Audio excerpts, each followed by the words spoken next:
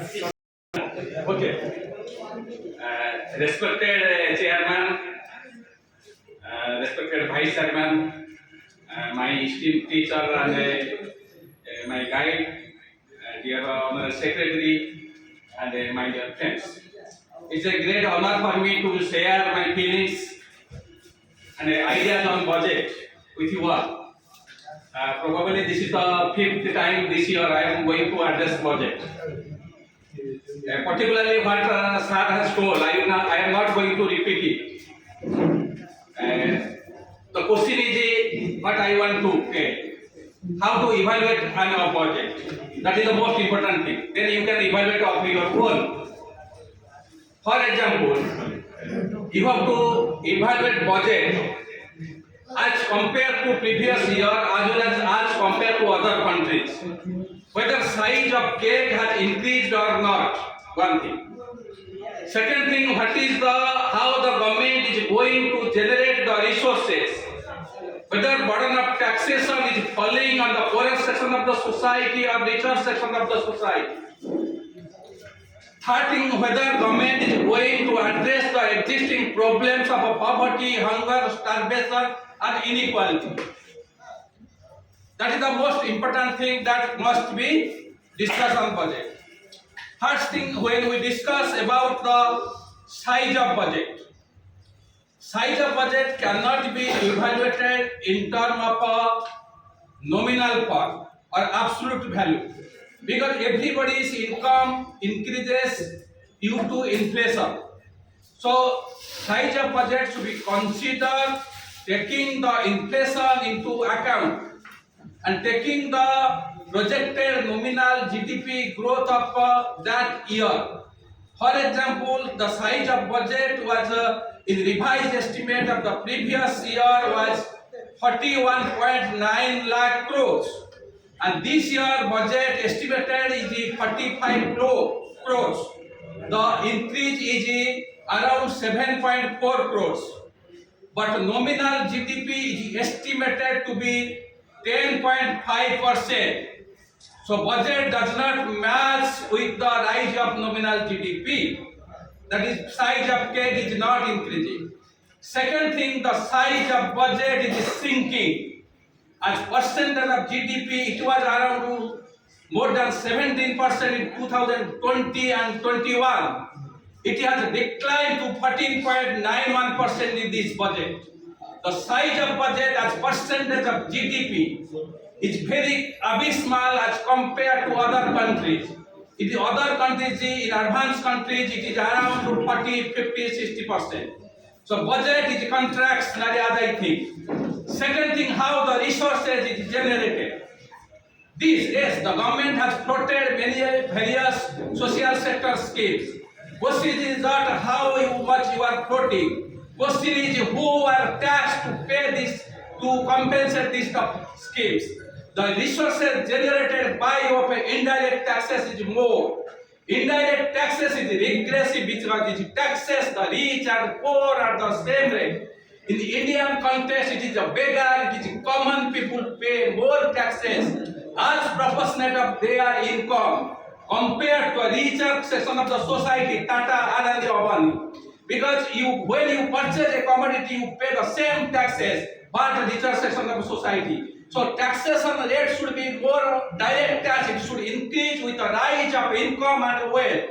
When you consider the income, then after 30% there is no slab, and there is a reduction of surcharges from 37% to 25%. In case of the income 5 crores, that means not taxing the richer section of society at a higher rate means giving the tax subsidy to the debt. Second thing, according to the Oxfam report, in case of GST, 64% of the GST is collected from the 50% of the poorest section of the society, while 10% of the population pays only 3-4% of the GST. Our taxation system is regressive. We do not have the wealth tax, we do not have the inherit tax, and our tax GDP ratio is one of the lowest in the world. It is around 11%. In case of central and state combined together, it is 17%. So when you are not able to tax not able to tap the rich, when you are not able to raise the resources, that means you are cutting the some welfare expenditure, which is not known to the public. You are privatizing the health sector, you are privatizing the education sector. And second thing, the transport to the resources from the center to state has declined gradually. It was told that it will be 42%. As per 14th Finance Commission, as per 15th Finance Commission, it was 41%. But the resources generated by the sales and surcharge does not go to the divisional pool. And center is raising more taxation is around 7 lakh crores, where the states has no share. That is why states is getting only 31% instead of 41%. And it is also as percentage of GDP is declining, so it is anti-federal. And another thing is that it does not address the existing problem. 22 crores people, Indians are multi-dimensional poor. 22 crores people are food insecure. India may be the third largest economy in purchasing power parity. India may be the fifth largest economy in nominal GDP. But India is abysmally placed at 142 in per capita GDP, that is behind 141 countries. In terms of per capita GDP in purchasing power parity, India is behind 127 countries. In all India's it is abysmally placed. The wealth generation from 2012 to 2021, 50%, more than 40% wealth has gone to the 1% of the population, and 3-4% wealth has gone to the poorest 50%. That is why inequality is rampant. So all those unemployment is staggering, poverty is staggering. Those are not addressed. What is the most dangerous thing in the budget? Try to transform our economy from consumption economy to savings economy, savings economy to consumption economy. India was less affected by the global crisis because India was a savings economy. The way they have adopted two type of tax exemption, that means it is when you are not able to give, confuse the people, and when you confuse the people, then people will grumble.